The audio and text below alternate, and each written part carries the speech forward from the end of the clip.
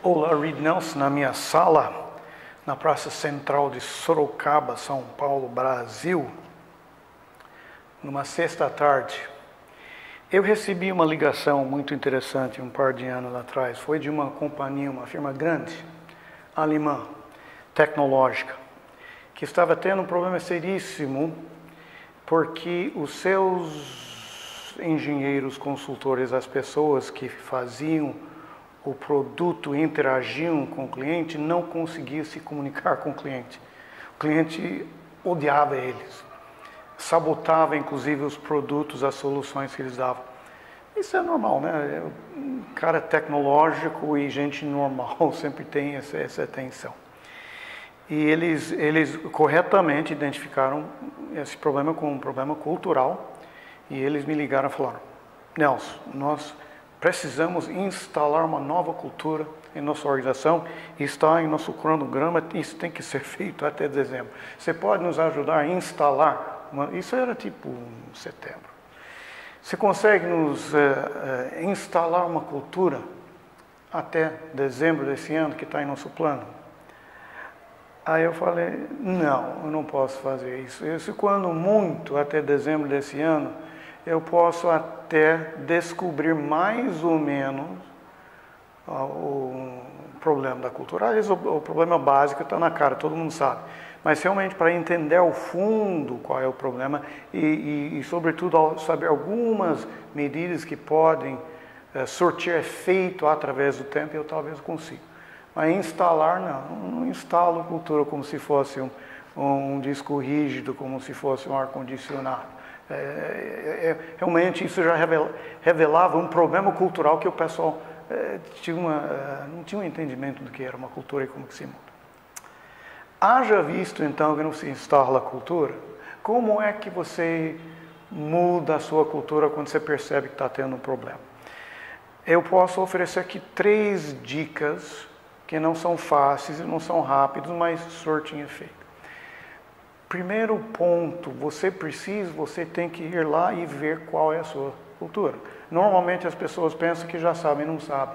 Entre outros, você pega 8 pessoas da mesma organização e você pergunta qual é a cultura deles, inclusive se você usa o nosso inventário para levantar a cultura deles, você vai ter 8 respostas diferentes que provavelmente vão formar pelo menos 2 subculturas dentro da organização.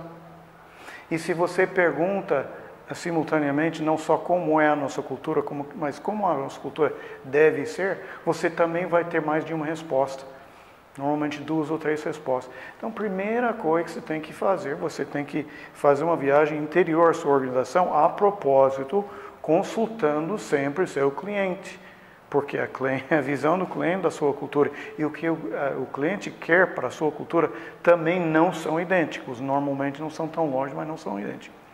Então, você tem que fazer essa viagem e saber qual é a cultura que existe, quais são as visões, tentar harmonizar essas visões e saber, na verdade, onde estão as subculturas na organização.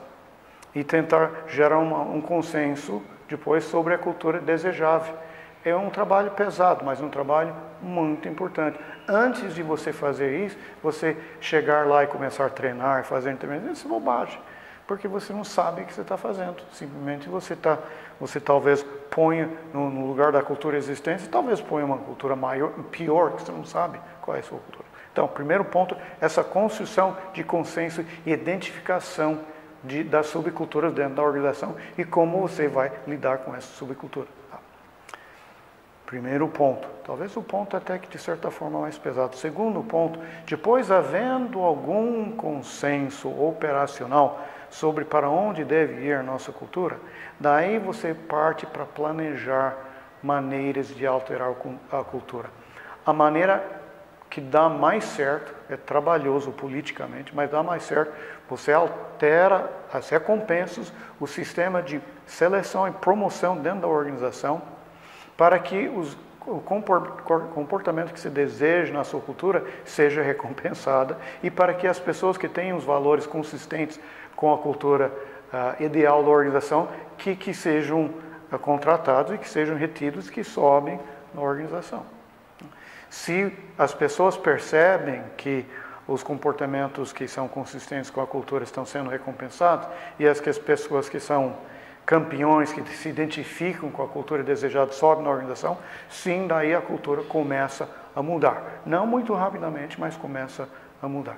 Esse é o segundo ponto. Terceiro ponto é depois que você desenrolou esse processo e você já está sentindo que a cultura está mudando, que está havendo modificação da cultura, aí você para e você avalia a sua cultura novamente para saber para onde ele está indo. Por quê?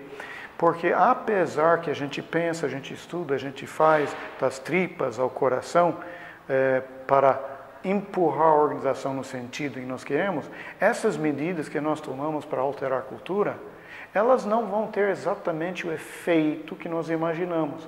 Vai que, por exemplo, nós dizemos, bom, agora não vai ter mais vaga reservada. Agora seja o presidente, seja o faxineiro, todo mundo que tem que competir para a vaga. Você pensa que isso vai ter um impacto, talvez, de fazer a organização mais igualitária. Talvez tenha, talvez não tenha. Até que você volta atrás e controla isso e volta àquela construção, àquela descrição da cultura e a construção de consenso, de fato você não sabe. E é por isso que é um processo difícil e trabalhoso, porque é um processo realmente iterativo, não se instala uma cultura. Se constrói uma cultura com muito serviço e com muito esforço com o decorrer do tempo. Vale a pena, vale a pena. É trabalhoso, tem um custo financeiro, não tanto, mas vale a pena porque nós sabemos que as culturas sadias, dependendo da indústria, vão te dar um retorno financeiro de 3 a 4 vezes maior do que as culturas que são nocivas. E outras culturas nocivas vão, com toda a probabilidade, te levar à bancarrota mais dia, menos dia. Boa sorte, espero que tenham ajudado. Vai para o meu site, assina o meu site, dá um like, etc e tal, me manda comentários, me manda perguntas. E se quiser, vai para o nosso site da Cevat Brasil e preencha o seu perfil de valores pessoais, que é uma chave peça no levantamento de um perfil cultural para uma organização. Fique com Deus, até a próxima.